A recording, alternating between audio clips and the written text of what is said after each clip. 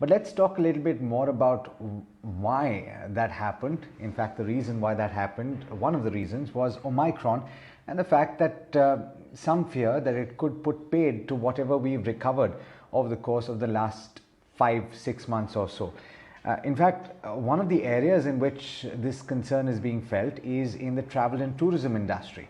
Let's take a check of how things stand right now, whether or not there are cancellations that have occurred after the Omicron incident was first reported. Amit Jaiswal, who's the CFO of Royal Orchid, is joining in. Thank you so much, Amit, for joining in, and season's greetings to you from all of us here at ETNOW. But let's start with the first question, which is ahead of Christmas, where just a couple of days away, and New Year, usually a very busy period for you. There are advisories that have gone out from the government to say that if you don't have to travel, you shouldn't. Is that causing some cancellation, some worry? Thank you so much.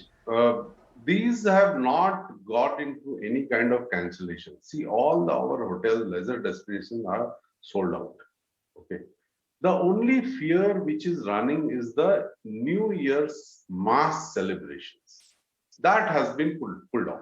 The mass celebration which used to happen, wherein, walk-in guests of 1,500 numbers used to come.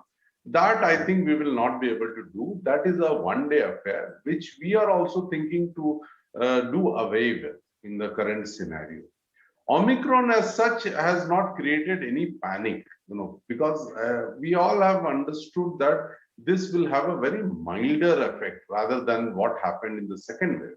Now everybody is, double dose. Most of the people are double, and whoever is not, I appeal to them to get it done as quickly as possible. So the mass celebration, yes, true, it has been pulled off. Other than that, I don't see any impact. People are running to the leisure destination. Most of the hotels are selling at a very high rate, and all are sold out. So I'm getting continuous requests for room, but that's the situation right now. Amit, so you say that you're completely sold out. Could you give us a sense of how this compares with in terms of the rates that are being paid this year? Not necessarily last year, I think, because that was maybe not exactly comparable, but before that, what are the rates looking like?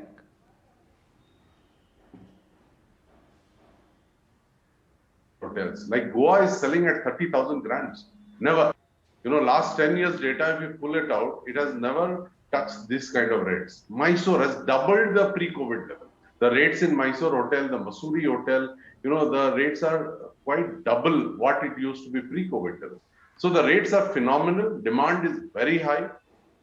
That's the situation as far as the domestic tourist destinations are concerned.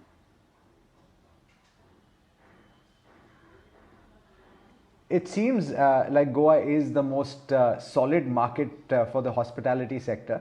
But in terms of your costs, this is something obviously that you had to contend with through the lean periods as well. Now things going back to normal.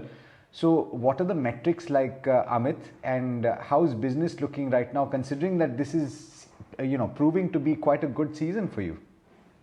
Absolutely. If you really look at our numbers, September quarter, we had gone into profit. Our standalone as well as the consolidated numbers were in profit. That happened after almost 1.5 years. Now, this quarter has been phenomenally very good. And going forward also, it looks very good. As far as leisure destinations are concerned, we are not worried at all. Now, regarding the cost, let me tell you, we have learned a lot during this Corona period. How do we operate our hotel with a minimal cost? How do we save money on certain luxuries which we used to have? Multitasking of how do we operate hotels with a lesser number of staff? All these learnings we have done in last 1.5 years, and probably all these learnings will fetch us good result in next couple of years in time to come. Amit, based on this, it seems like you're a lot more confident in terms of the prospects for the business than you were even maybe 6-7 months back. What are the plans for expansion, and are you going to be a little cautious on that front, or are you going all guns blazing? No, as far as our expansion is concerned, we had followed an asset light model, which we continue to do. But what we are doing now, moving to revenue share model more. Like we are taking hotels on revenue share model and trying to get into our fold and operate. There are umpteen number of hotels which are available right now, which we are trying to get it.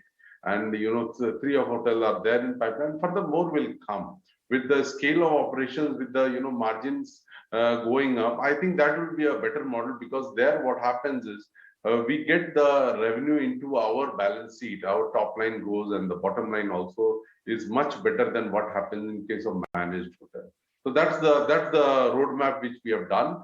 And in last 1.5 years, this time only, we have added almost 15 hotels, and further almost 13 hotels are there in the pipeline. We are already operating 70 plus hotel, and going forward, I think our target of 100 hotels looks quite achievable by the end of maybe December 22 or maybe March 23. Excellent. This is music to our ears as well, because that means that things are going back to normal. Amit Jaiswal, thank you so much for joining in, and wish you a very, very Merry Christmas and a very Happy New Year from all of us here at ETNOW. Thank you so much. Wish you the same to everybody. Thank you.